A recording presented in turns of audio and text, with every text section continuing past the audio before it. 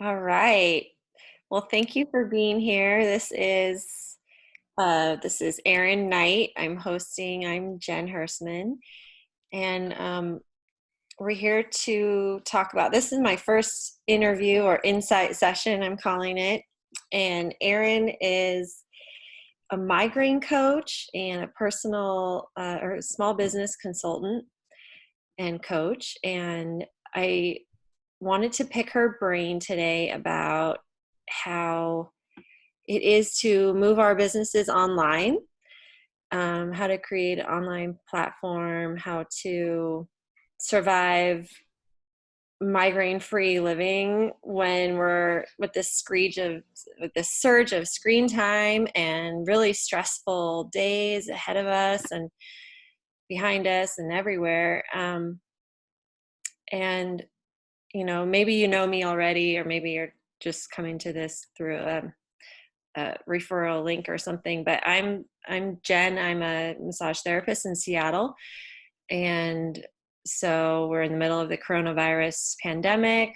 It's obviously horrible, grief-stricken time for a lot of people, a lot of stress, and it's stopped a lot of small businesses short in their tracks, and including service industry and alternative health and holistic industries like massage. And so yeah, as me and my colleagues are kind of scrambling to figure out what's next and how to keep our businesses afloat, I'm just trying to get creative and lean on my network. And Erin was one of the first people I thought of to connect with, because I just have loved her website and her program for the last couple years now. And she'll tell us about her business, but I think she's been doing this for at least 3 years. And I look to her because she's a holistic practitioner, and she's really savvy with her online platform and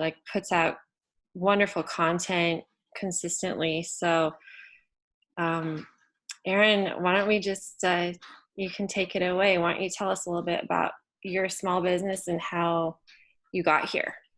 Okay, sure. Thank you for inviting me. I'm really, um, I'm feeling for businesses now that suddenly have to make this transition, because I had like a long, slow on ramp to figure out all this online things. And I have friends like you and a lot of friends in the massage um, industry business, because that just have to make this transition on a dime suddenly. So it's kind of crazy.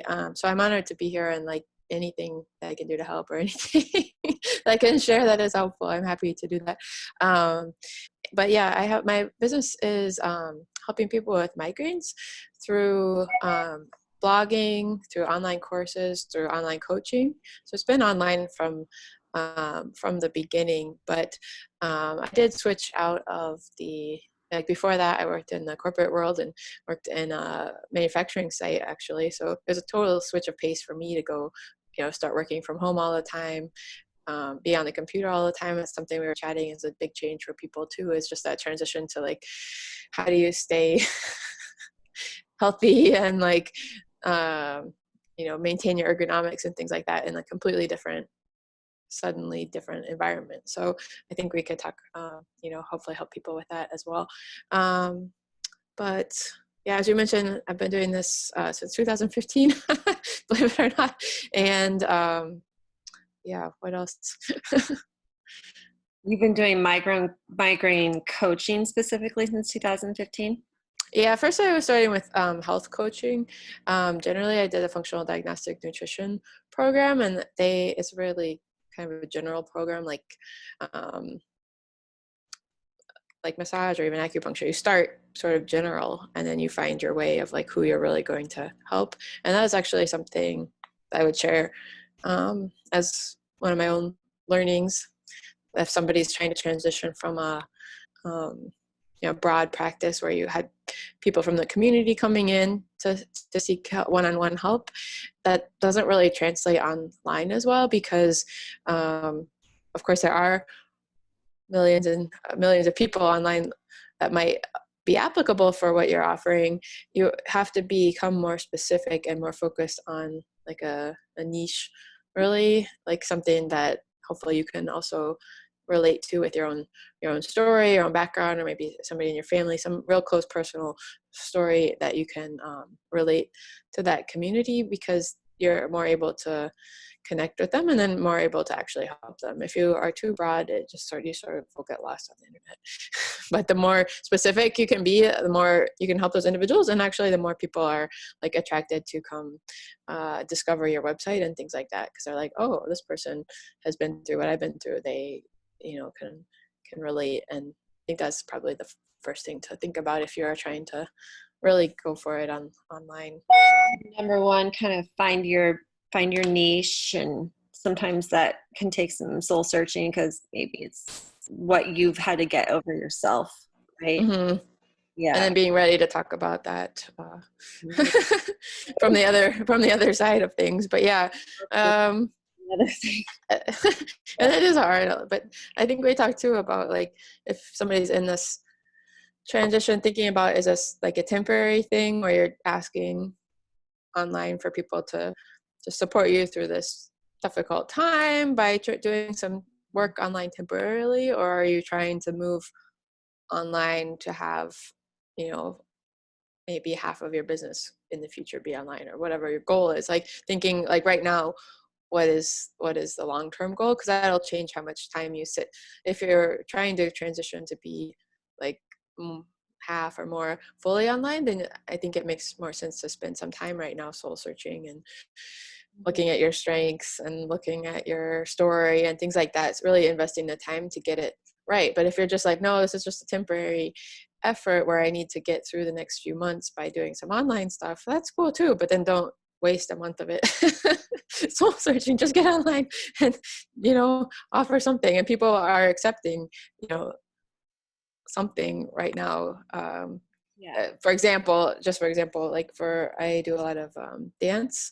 I'm involved with a dance community in Seattle, and so normally I would go to classes, I would take private lessons and things like that, and the instructors, especially those that don't have other careers, have to be creative now all of a sudden to still have some kind of income. So they're just making the best of it. They've maybe never taught on Zoom before, but they're offering it, and people are signing up. Or another creative idea I saw was you could mail in, you could videotape yourself doing a minute of dance or 2 minutes of dance and email it to the person, and they would give you feedback, and you just pay like $5 or $10 or something like that. So people are kind of making the best of it, but I think that in the long term they intend to go back to the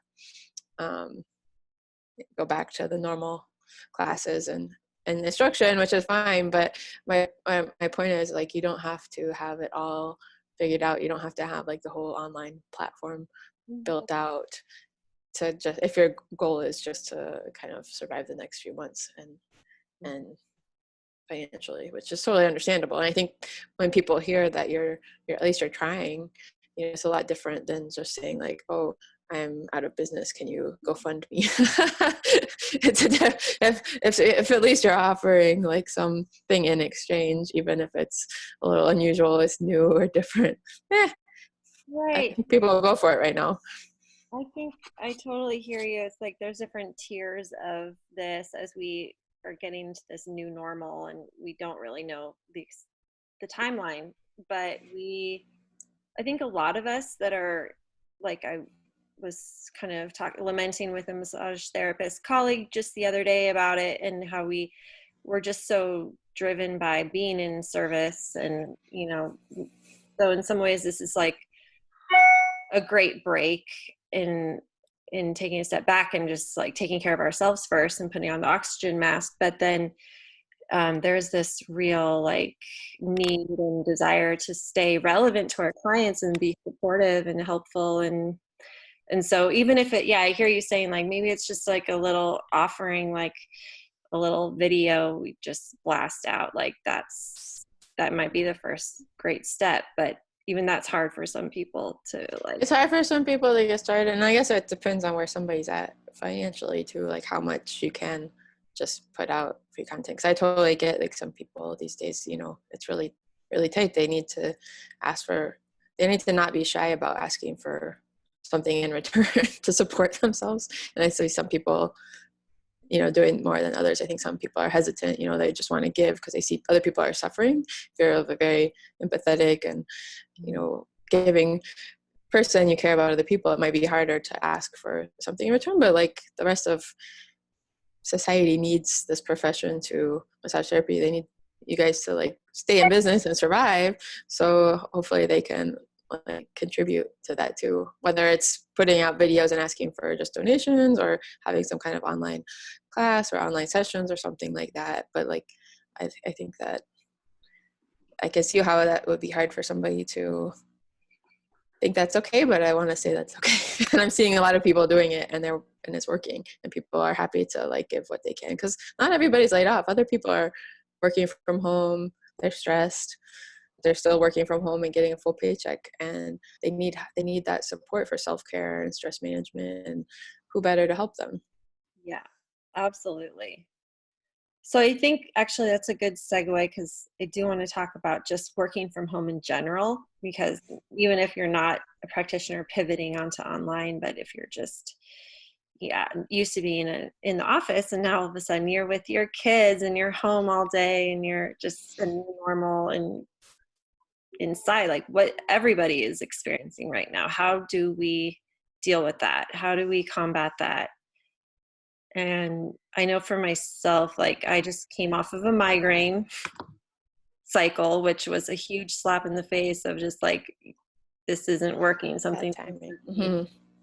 This is my major stress response. So that was timely for this talk. And I have my own ideas, but maybe I'll let you go first about what you think are good ideas for combating the screen time and everything. Yeah, I think it's just speaking from personal experience working from home, it's easy to get sucked into being on the computer a lot.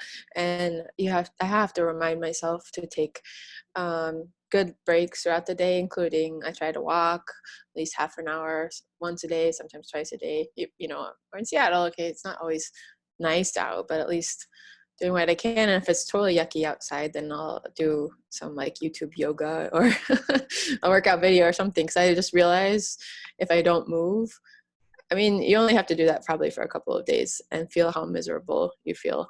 And then you'll learn that I've learned that I need to be proactive about that. So movement is probably number one. And then like taking enough breaks and enough like actual rest time too. I am like a classic workaholic. I think a lot of migraine people kind of are, but it's kind of scheduling in that self-care and rest time, giving myself permission to do nothing. Maybe that's easier said than done at the beginning, but I mean, I don't know, we have time, but some of that time, even for me, goes to Facebook, Yeah. Netflix, whatever. That's not like relaxing time. It's much better if I say, okay, from 3 to 4 after this interview, I'm not doing anything, Yeah. and then But I try to stick with that. boundaries, that discipline to say I'm creating a schedule for myself to, and yeah, like time blocks, maybe like working 2-hour time blocks, or That helps with productivity for me a lot. Like I figured out in the morning I'm more productive mentally, so I try to get like the creative work and stuff like that done in the morning, and then kind of after lunch or something like that, I give myself a break and then get back to it in the afternoon. So it's definitely, I don't do the whole 8 to 5 schedule at home. A lot of times in the afternoon I like to be outside, and like, we're at home, let's enjoy it, cook in the middle of the day, do whatever. I can work more in the late afternoon than I would in a typical office environment. So kind of make it work for you, make your schedule work for you, and I just see people, kind of feel like they have to do what they've always done as far as timing, or what the rest of society does as far as timing, but kind of like think about ways to maximize your own like times of peak performance, and what you're naturally drawn to as far as productivity and stuff like that, and then you're more likely to stick to it. nice. Yeah, like I think a night owl could really do good, at home, working like late and then sleeping in. And just, I think what you're saying is like it all is very individual. Like we all have our own body rhythms, but I think that one of my tips, and I don't know if this is like for everybody, but I think like a bedtime routine without screens is important for me, because like just restful sleep and trying to lower the EMF exposure as much as I can before I'm getting into my sleep cycle is important. And then, because then it feeds into my morning routine, which is also ideally without screens first thing in the morning, and just to get like grounded and Mm-hmm. do a little bit of yoga or a little bit of breathing, or just getting into my body before I'm getting out into the screen world. Yeah, definitely. And speaking of sleep, one of the first things I got rid of when I started working from home was my alarm clock. So I know this might not be realistic for people with kids and stuff waking them up, but it makes such a difference to like how I feel every day if I can wake up naturally. So I try to like, if I have to be up, to at least back up my bedtime so that I can sleep to completion or whatever. I used to have to, when I would go to work and stuff like that, I have to be there at 6 or 7 in the morning every day. So every morning was just like painfully ripping myself out of bed. So that's something that's been really nice. So if you haven't done that yet and you're getting to work from home, maybe this is a good time to experiment with that. Kind of just getting all of your rest. Why not? That's awesome. Yeah. Like let's just have like a big virtual office space thing where we're like smashing our alarm clocks in their backyard. Goodbye. Oh, and speaking of being on the computer too long, another thing I was going to share too is like in when you go to the office, you feel like you have to sit at your desk a lot. A lot of people do, depending on your job. But at home, you can be on the computer or even on a phone call and laying on the floor, uh, sitting with your legs spread out and the computer between you. I'm standing right now. I put some boxes on top of a dresser to make like a little standing desk. And so like throughout the day, I try to move to different positions, so I don't kind of get that body stuck feeling. Sometimes cross-legged, Yeah. just switching it up frequently, and sometimes at the kitchen table even. So just whatever's comfortable, but try not to be in the same position for very long, I would That's say. good. What's very long for you? For me, so if I'm yeah, I was hesitating because we're obviously going to be on this call for a little while. I'm going to be standing here, but if I was not on the phone or not on video, I'd probably be moving every 20 minutes. Mhm. And I can still stay engaged with what I'm working, but I just like take the laptop and go lay down, uh, and kind of have it in front of me. And then you can't do that forever because then it gets tight in the Mhm. shoulders and things like that. But you can do it for a little bit, and it stretches out the front of my body. So maybe that's personal preference, but it's something to experiment with if you're just transitioning out of the office environment. You're free. No more forward head. Yeah. That's like one of the biggest benefits like I could see for my clients. Like when you're sitting at a desk all day, oftentimes I ask them, is it ergonomically correct? And they're like, I don't know. Maybe somebody came in one time and adjusted something for them, but they don't Probably really not. know.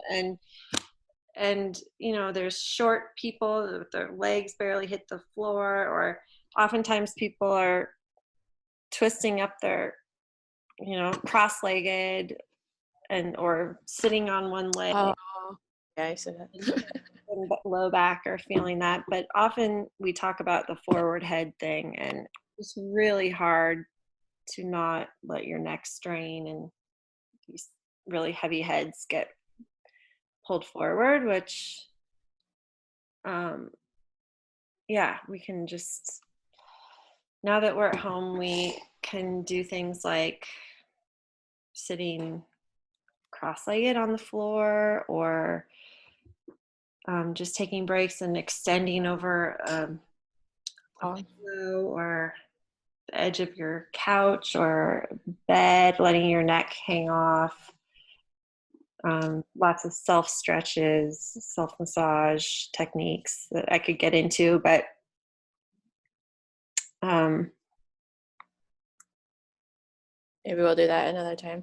I kind of have a rule for myself too. If I'm just on the phone, not on video like this, I try to be walking outside or stretching if I'm inside. Because why not? There's no reason you need to sit still for that. yeah, so I'm much. waving this around. Do you want to talk about our other self-care Yeah, tricks? So if that's not enough, if you do still get stiff and sore, which is very possible, one thing I like to do every day is roll my feet on these balls. It's called melt balls. Anything like a golf ball is fine too, but this is kind of special because it's squishy and somehow it you don't have that resistance and pain when you're rolling your foot on it. It feels a little bit different. So I like to do that if I'm on the computer.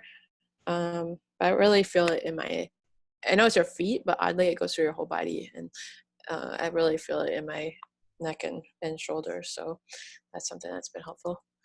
And you had some other balls, we'll I have think. a cross ball. A tennis ball would be good too. Lacrosse balls are really nice to sit on and roll around on your glutes. And even your hamstring attachment into your glutes, and then if you're sitting on a chair and with a back, you could also like put it on your either side of your spine and just kind of roll around like this, get your back. And of course, laying down on a yoga mat and putting it a little higher up in your shoulders is great. I also have, we both have our therapy. I think a lot of people have these and they're like hiding under the bed. So if you haven't seen yours in a while, go find it.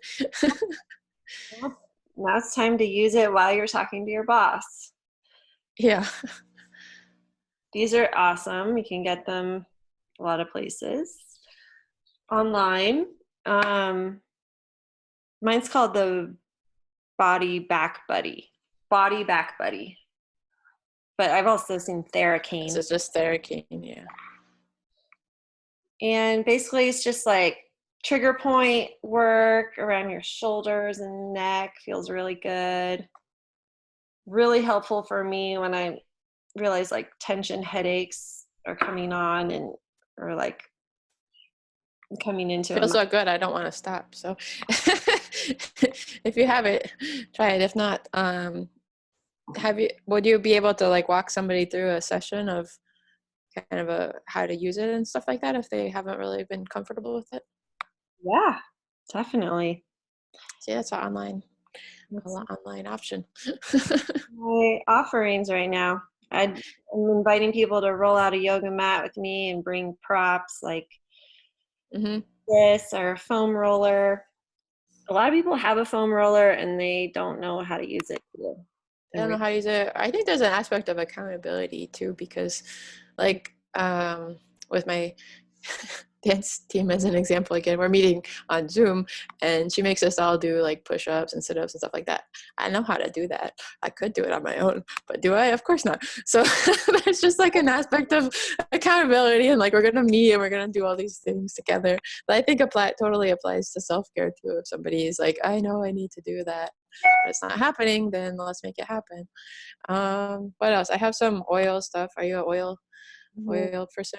Like getting like this is a muscle rub, so something with some um, like wintergreen or arnica or something like that is good to have.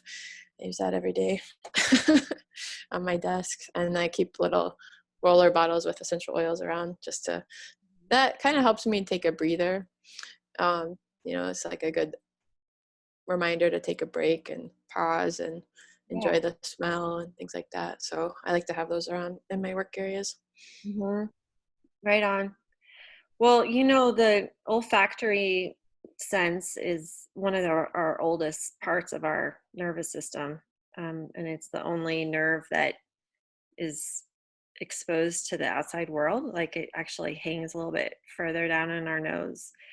And it's cranial nerve 1 is our olfactory nerve. And yeah, I was just geeking out on the cranial nerves, and because the vagus nerve is super awesome too. And a lot of people are kind of hearing about this more polyvagal nerve, um, Mm-hmm. polyvagal response, I think it's called, or trending like that. And it's just such a big part of our stress response in general. It's our autonomic nervous system is just vitally intertwined with the vagus nerve because it innervates like from our brain stem through our larynx, pharynx, heart, lungs, all the way into our intestines. And the vagus nerve is the longest nerve, I believe. It's cranial nerve 10, and it's called the wanderer. That's vagus wanderer, because it does innervate so many glands, muscles, organs. And yeah, so when that's contracted, and because of our posture, because of desk posture, because of autonomic response, because we're in fight or flight, because of clenching our teeth, because we're in fight or flight, or just life, oral Mm-hmm. surgery, whatever. Um, yeah, it's just a cyclical response. So I can talk more about that in the future, but olfactory nerve is also really awesome, and essential oils are beautiful for just kind of awakening that sense in us and talking to the brainstem. Mm-hmm. Totally. And I mean, maybe it seems like an easy, obvious thing, but I know also I talk to a lot of people who have them and they're just in a drawer somewhere. So Yeah, get them out, put them where you're going to use them, make sure they're part of your routine. Even if you just smell it straight from the bottle, it's good. right. Another thing we were talking about last night actually was what to do for our eyes Yeah. with screen time. Should we share about that? We were adjusting the setting on your iPhone. So I don't know. It's hard to like really truly appreciate the difference until you do it and then go back to like normal screen colors. But you probably have heard about like nighttime filters on your phone and things like that. This is like taking it to a next level of changing the amount of blue light that comes through, because I don't find personally that the nighttime mode is changing it enough. Okay. So what we're talking about is the color of our screens, especially after dark. Um, Having blue light impacts the melatonin production that's supposed to help us, trigger us to go to sleep and stay asleep, and has other antioxidant functions and things like that too. So blue light, especially in the evening, can block that. But for somebody with sensitive eyes, and a lot of migraine people, I would say, do have more sensitive eyes, like bright screens and bright LED lights are just irritating in general, at least for me. So I've become more and more aware of that. And what I was going to share is if you go to the settings in, this isn't an iPhone, but I think it's similar on any of them. It's not in the display and brightness settings. It's under accessibility. You can't see that at all. Under accessibility, you go and look at display and text size inside of there, and you can adjust the color filter. So did you mess with that yesterday and turn the red Yeah. up? Yeah, I Yeah, like. so you can pick what color to tint it. I pick red and then make it more intense. Maybe you can see the change. Like that's all the way red. I'll do that at nighttime, and then in the daytime, maybe like halfway. So it's a lot more red than just the average phone, and that makes it a little easier to look at. So you can do that for the phone, and then the computer. I use a free program called Iris, IRIS. Have you ever tried that one, Jen? No. So same idea, like you can adjust the color settings, and there's one called health mode. So I have health mode going on all the time, and in the evening you can go to sleep mode and it knocks down the blue light. But oh my gosh, the health mode is makes such a difference. If I turn it off right now, I'll like squint and be like, ah, like a vampire. Like it just feels awful. So I really encourage people to do that, because like you you know, we've talked about the bathtub theory of stress for causing migraines before. So, but for people that haven't heard about that, basically, my thought on what causes migraines to occur. So somebody could be genetically predisposed to have them, but they're not going to have one unless the stress in their body builds up past a threshold. So I kind of look at that as an image of filling up a bathtub with different stressors, maybe food sensitivities or you know, work stress. Of course, we all have the stress on TV that's going on these days, and all these kinds of different things build up to a point past what we can tolerate it. And if we can take things out of the stress bucket, then we have more resilience to migraines and whatever symptoms that too much mental, emotional, and physical biochemical stress causes for you. Some people get hives, some people, you know, get other aches and pains and GI problems. It shows up differently for different people, but it's all basically from having too many of these things going on in your body. And reducing visual strain and stress helps keep that under the stress threshold. And it's free, super simple thing to do. So I would suggest everybody at least give that a shot. And once you have it on for a couple of days, you won't want to go back. So tell me again, Iris is an app, or I don't know how to describe it exactly. You install it on your computer and it kind of runs in the background. It's on the top toolbar. And then you just can toggle between the modes, health mode, sleep mode, or anything like that. And that works Mac and PC as well. And then to go a step further, I actually love these things. They're called blue blocking glasses, and they help with the other lights and the other screens. So maybe the lights in your apartment, or if you had the TV on or anything like that, stuff that you can't, or if you're out and driving and you have the headlights from other cars, this will help with all of that you can't just filter out. So I like to wear those after dark. I find it really soothing. Nice. Just kind of when I have them on, I feel calmer and more ready for bed and things like that. So I encourage people to check that out. And watch out though, they have like cheap ones on Amazon, like $20. They're not the same grade of filter. They don't block all the same wavelengths of light. I think there's kind of a misconception that they're all created equal. They might help a little bit, but they're not. A good pair will be like around $100. This one is from True Dark.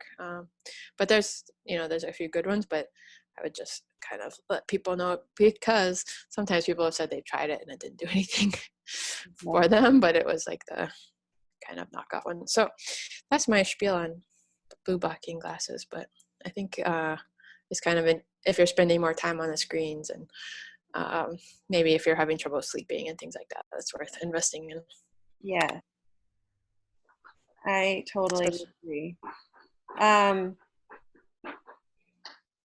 I think that was all we have to think about for the helping people at home.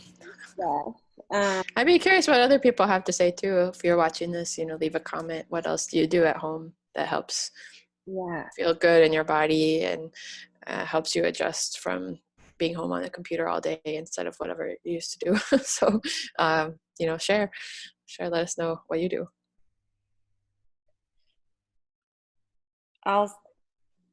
And feel free to chat or just chime in, but I'll also just say, I think like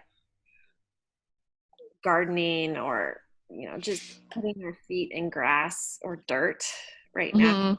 Awesome. Or if you don't have any outdoor space, maybe more house plants or more, some scent that make you feel like you're in nature. I think essential oils can be really good for that as well. But yeah, I think, and we did get a chat here. Yeah, fresh air is saving my life right now. Yes. I mean, the air feels pretty great right now. We're lucky it's spring. It does feel really good right now. And the earth is kind of healing. I mean, pollution is down and just beautiful blue skies, and in Seattle the mountains are showing off, and so yeah, as many walks as we can is helpful. Um, Yeah, that kind of reminds me of something else that's keeping me sane right now too, is just being grateful for all those little things. Like I know there's a lot of mhm. scary things happening right now and a lot to worry about, but we know from like the Heart Math Institute does a lot of research on gratitude and how it impacts your communication between your heart and your brain, and how it can help you get in a creative state and sort of stage to make the best of things, rather than being in a stressed out state all day. You're not going to be able to help yourself, you're not going to be able to help anybody. So kind of from a rational level, even just having a gratitude practice has been helping me feel pretty good the last few weeks. I know it sounds crazy to like be happy when when everything is bad, but if I get, I know also at the same time, if I do those things and I do feel good and I feel happy, then I can also create something new and be innovative and hopefully help out other people and do more good in the world. So I think selfishly, like having some kind of gratitude practice is actually, and trying to like be happy like that is actually better for me and for everybody than trying to like um, follow along with every update on CNN and stuff like that. So what I mean by gratitude practice is just, and why that came to mind just now is just being great, like deeply grateful, right? That we have this fresh air and the sunshine, that I have 10 fingers at work, that I have internet to call my friends. Like, it doesn't matter what it is, but that feeling of gratitude is what changes the nervous system and changes our state of being. So that's been, that's not news really, but I think the last few weeks I've been making more of a concerted effort to really find those things and to cultivate that, and it's helping Awesome. a lot. Yeah, So that's an opportunity to catch ourselves in these like hacks and these health hacks and these life hacks. It's like all the tools that have been laid out for us before are now getting tested, and we get to kind of experiment on ourselves. And yeah, it's a good time to practice them all. You might have know things that we didn't talk about today, or you might know everything we talked about today, but are you doing them, and can you do them, and how's that going to translate when things get back to so-called normal? How can we like maintain this kind of experiment, what worked and what didn't work? yeah, I'll say more thing is, for me, it's like it's really about staying connected too. Like I think isolation feels quite isolating, obviously. Even though I have a partner and I have pets, I'm lucky, and I know I'm a lucky one that has a house, and but I'm not used to so much time away from touch, for one, and being yeah, around people and friends. And it's like, okay, maybe I'm a little bit of an extrovert more than I thought or something. Like I need engagement to feel like happy. So I think there's no rules right now. I think whatever makes people feel safe and healthy is great, and um, we should just kind of like let each other do it. No judgment. That's true. Well, this has been really fun to talk with you like this. I hope this is something that continues out of this experimental time. So, right, this is an example of you're trying something new, and Mhm. maybe I'll just do it during this weird time, or maybe it'll continue on. But it's fun to I interview people too. It's fun to like have these conversations and share ideas, and Yeah. it's fun when people participate too, and we can have a conversation. So yeah, again, if you're listening, if you're on live, definitely leave comments and comments and questions, and we love to hear from you. And then we did have a question about regarding migraines, like hydrotherapy. What what you thinking? Hot and cold. Oh well, personally, I love it.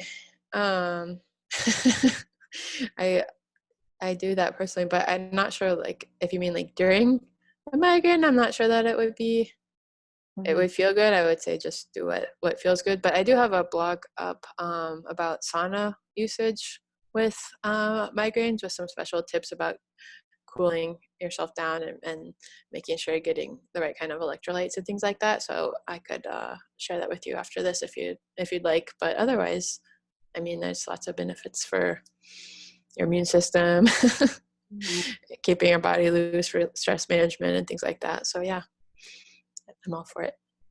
I had a migraine just this last week, and I had ice on my occiput and a hot water bottle on my chest. Mm-hmm. And that was the first time I did that for a headache, but it really helped. It really kind of soothed my nerves enough to go to sleep. I noticed because I was. Yeah, no, I'm glad you said that too. That's like for some reason my head was going towards like sauna and like cold plunge pools, but like even at home, yeah, that is good. And another one people do a lot is put their feet in the bath with cold or icy water because it draws the, um, and kind of like changes the blood flow. So Mm-hmm. I had that backwards. Put cold on your head and put your feet in a warm bath. I don't know why I said that. Yeah, so the blood goes down and kind of cools your head. But I think you have the same idea. You just put it closer. Yeah.